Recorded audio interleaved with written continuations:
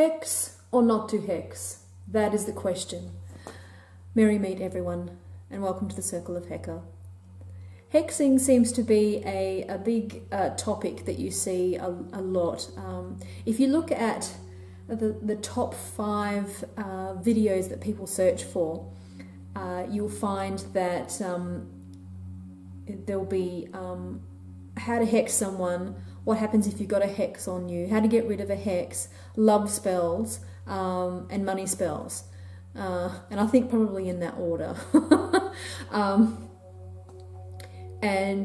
So it is something that's on people's minds a lot, and I think some of it goes into the stereotype of what witches do and what witchcraft is. It still has that stigma of being evil, so the first thing that people think about or say when you say that you're a witch is, oh, you're not going to put a hex on me, you're not going to curse me or something like that. And so it's the first thing that forerunner on someone's mind. And so I can understand that people want to know about it. But so should you hex someone? Now you have to think, okay, what's going on? Hexing someone shouldn't be because they've cut you off in traffic, or they have disagreed with you, or that you're bored and it's a Tuesday. It's not one of those sorts of things. Actual real hexing of someone takes a lot of time, thought, and a lot of energy. So it is something that you want to kind of make sure that it's what you really want to do. It's not something that you would do on a whim. Well, I hope it's not something you would do on a whim. Now, the origins of the word hex, hex comes from German. I think hexen. I'll have it kind of written here or whatever. Originally it meant to put a spell on, or it was the name of a witch or a magical person. And then it's kind of changed in about the 1900s. It changed to hex being specifically a curse or evil magic put on someone. So it's gone from the name or describing a witch, or witchcraft in general, magic in general, or putting a spell on. Now, putting a spell on someone can be for good or for ill. It could be to heal or to harm, whatever it could be. But in the 1900s, it changed to specifically harmful magic, and that's the way that we see it now in popular terms, is that you put a hex on someone is to curse them or put some kind of black magic on them. So if you're going to hex someone in the old times, you're just putting a spell on them. But if you're thinking about hexing and cursing, then that's a different thing. So when should you whip out the fukaji on someone? And so you need to kind of think about it for a bit. What is it that person has done? Again, like I said, it's not because they've cut you off in traffic, or they happen to have disagreed with you and you're all butthurt because they didn't align with your ideals. So now you're going to hex them. Are you overreacting to something? Is it something that is, in the big scheme of things, quite petty, but because of maybe your emotional state at that time, you have blown it out of proportion? Do you know all of the details? Then that's a good one. Is, do you know all the facts? Do you have a clear understanding of everything involved before you start going out and hexing people? Are you part of the problem? Is that something that you've done that has made that person react in a certain way, and now you want to hex them? So see what part you play in the whole scheme of things as well.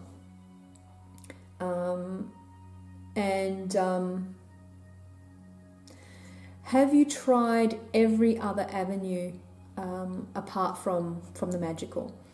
Have you tried talking to them? Have you, if it's in the vein of that they've done something that needs, say, the police intervention, or have you tried through the court system? Have you tried everything you can possibly do in the mundane kind of way to go through this and seek retribution, let's say, compensation, retribution, whatever it is, for the heinous crime that they have committed against you? So have you tried all of those things? Once you've gone through all of those things, then you can start considering whether some form of hex or curse or binding or something is warranted. So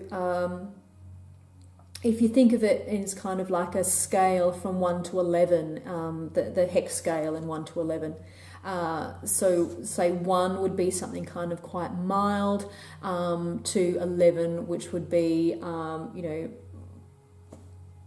fucked for all time. I think this is going to get demonetized because I've sworn. Oh well. So let's say mild kind of hexing maybe would be a freezer spell as an example, and then number 11, which would be die mofo die. So the freezer spell, lots of people think freezer spells are really, like, there's different degrees obviously within that, but a freezer spell is about stopping someone in their tracks, stopping them from, freezing them out of your life, doing whatever, freezing their assets, freezing, whatever it happens to be. But it is, in that way, you're not really hurting them to kill them. You are hurting their financial status. You're taking them away from you, out of the equation, those sorts of things. So that may be a better tactic to use than to go out all, let's summon a demon and look at his entrails. Not the demon's entrails, but the person there you're cursing.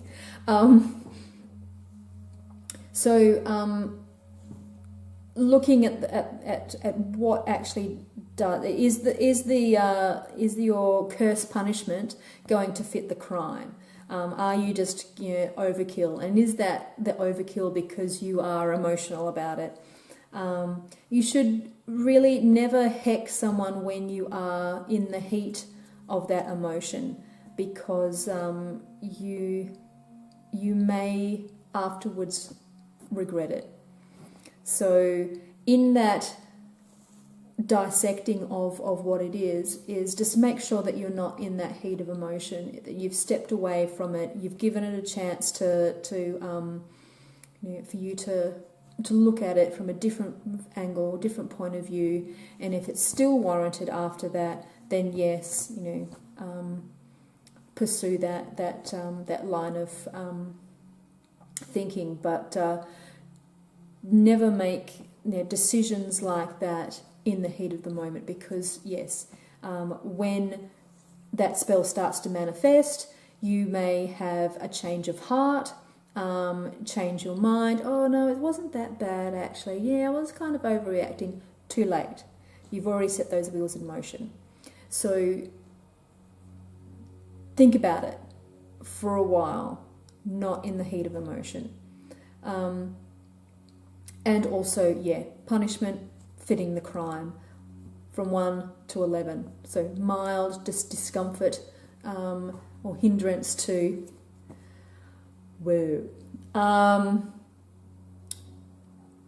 there's other things that people think about when they're thinking about hexes and doing any form of binding or manipulation magic on someone.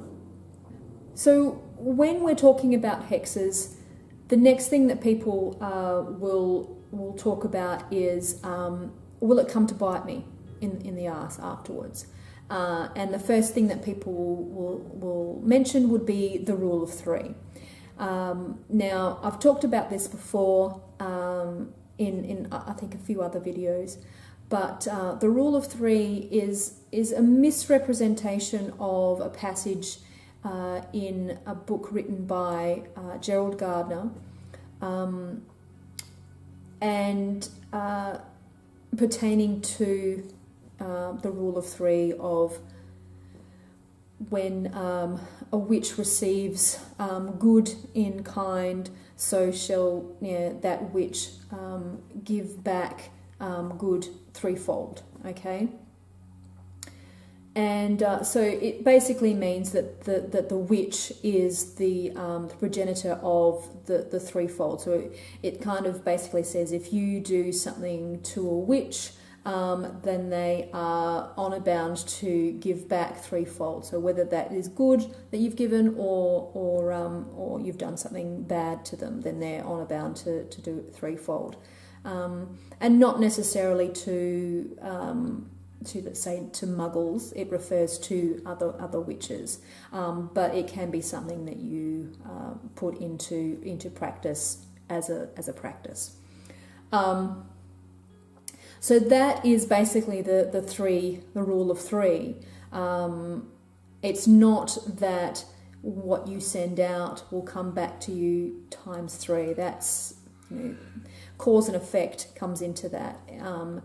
Now, some people may perceive that as it's been 3 times more, in the fact that you may have been sending this out here, sending this out here, sending this out here.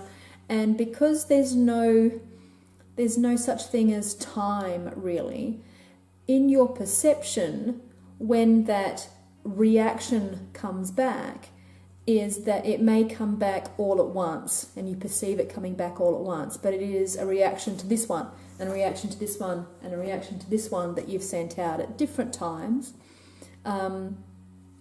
all perceived coming back at the same time. So it's not one thing coming back 3. It's 3 things coming back once.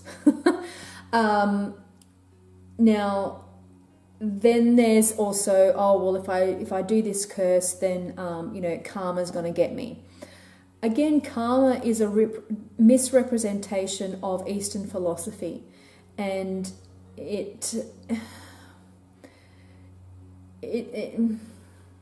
I won't get into it too much, but it's just a misrepresentation of Eastern philosophy. It's not that simplified, and there are a great many examples of people who do heinous things on a daily basis, and karma does not get them, or what people can perceive as karma does not get them. On the flip side, you have people who are exemplary in all manners of humandom, and they will do one small thing out of place. They'll do one small little transgression of some kind, and the weight of the world will dump down on them. So where is the karma, real karma there? What it is that person who's exemplary has felt really bad about that thing that they did, and has brought the karma onto themselves. They have manifested their own penance for doing this thing, while the person who has no qualms about what they do, they see nothing wrong with what they do, they don't care, doesn't enact that self regulation that people who are worried about being good all the time do. Now, I'm not saying that is a license to go off and do whatever it is that you want and hurt everyone that you want. But what I'm saying is that the Western idea of karma is not correct. Now, that's not to say that, stuff may happen to you. If you're hanging out with negativity, if you're always sending out negative stuff and you're not cleansing yourself properly. Now, there's a few practitioners on YouTube that you see that do exclusively curses and breakups and all that sort of stuff. But what you don't see behind the scenes is that they are cleansing themselves all the time. They're ridding themselves of all that dirt. If you think of it as they are doing these cursing spells and whatnot for people, and as they're doing it, you can see like that dirt is accumulating on them. That it's almost like there's mud and sludge and grime. All of this sort of stuff is accumulating on them as they're getting their hands dirty in all of this negativity. Okay, now if you are continually doing that, if you're hanging out with negativity, then negativity is going to start, being in your space, because that's what you're vibrating at. You're vibrating negativity. You're wallowing in it, so it is going to be something that you bring into your life. If like these practitioners, you cleanse, and you're very, very militant about cleansing, then that's not going to happen, because you're washing yourself off. You're washing that mud, you're washing that grime off. That negativity doesn't have a chance to adhere to you, okay? And again, I'm not saying that that's license for you to go off and curse everyone you can, just for the sake of it, and then go and do a cleanse. It's not. It doesn't work out that way. Also, coming back to bite you in the butt, it's that careful what you wish for, because you'll get it. Thinking about the consequences. So this comes into the whole in the heat of the moment thing, where you're riding high on that emotion. Yeah, I'm gonna get them. You don't think too far ahead as to what that's going to entail.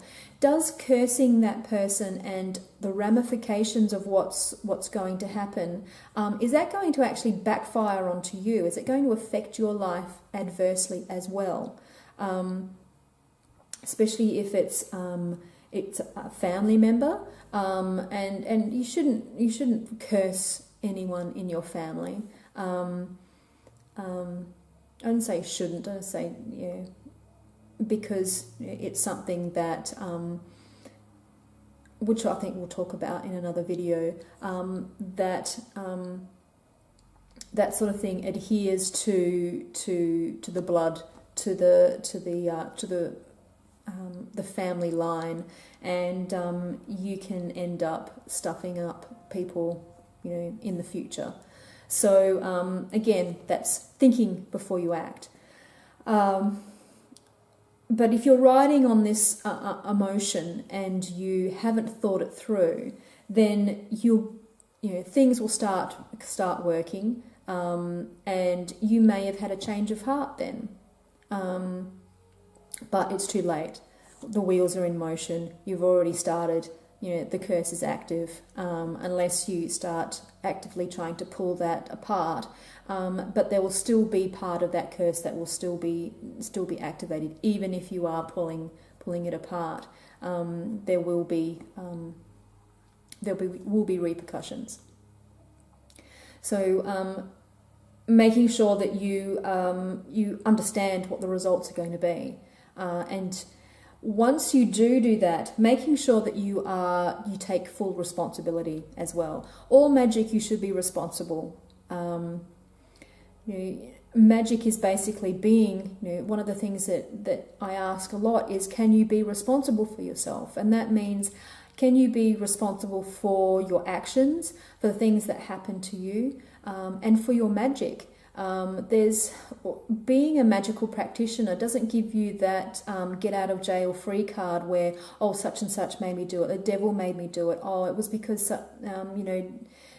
Jeremy over there said so, Jeremy made me do it, it was not my fault. Being a magical practitioner takes that off the table so that you no longer have that excuse. And so you need to be responsible for your actions. Anything that you create, anything that you send out, you are responsible for. So if you have cursed someone and then you have a change of heart because you did it, again, in the spare of the moment, riding high on emotion, then you have to take that on board. You have to go, yep, well, I made my bed, now I'm lying in it, okay? So being responsible for the results as well. And at the end of the day, to hex or not to hex, it's up to you. People are going to do what they want to do. And having me sitting here and saying you shouldn't do it isn't really going to cut it, because one, there's varying different circumstances as to why someone is going to hex someone, and one person may think it's warranted and another person will think that it's not. But it is all about your personal need and perspective. But if you've taken the time to think it through, and it is something that you believe needs to be done, you've gone through all avenues that are mundane and not magical, then, and you're willing to take the results, then yeah, look into doing that sort of thing. Even if it means doing some kind of hex work to facilitate the mundane. To if a court case is not going in the direction that it needs to, or things are not speeding along fast enough, or someone is able to evade the law, then they're prime ways of doing spells that will get them the justice that they deserve. So there's all ways of looking at something. You don't have to go straight for the hellfire in order to get I wouldn't say revenge, but to get closure. And with that getting closure, a lot of the times putting a hex on someone is more to do with the therapeutic grounding of energy, going through that ritual, getting that emotion out, getting it into something that is tangible, can be very therapeutic for you, because that is one of the main things that you will have to think about, especially with hexes, with all forms of magic, is that once that hex is done, you need to let it go and forget about it. And that would be the hardest thing for you to do if you are seriously emotionally invested in that hex, if you are riding high on that emotion. Stewing on it and forgetting and not forgetting about it, because you are not letting that spell release. You are holding on to that spell, and that brings it back into coming back to you. You're holding on to that spell, you're keeping part of it with you, and so part of that dirt gets on your hands. So that would be the last thing to think about, is that once you have ticked off all those boxes that you've thought about whether to hex or not to hex, and it's whether it's worth it, can you forget about it and let it go after you have finished your ritual? If you can't, wait a little longer. Maybe don't hex at all. Try a different avenue. So I hope that helps. And yeah, if you're going to do it in style. Yeah, so I hope that helps. Merry meet, merry part, and merry meet again. Blessed be. If you like this video and want to see more, please click on the links provided. If you think this witchcraft thing may be for you, please subscribe. Blessed be.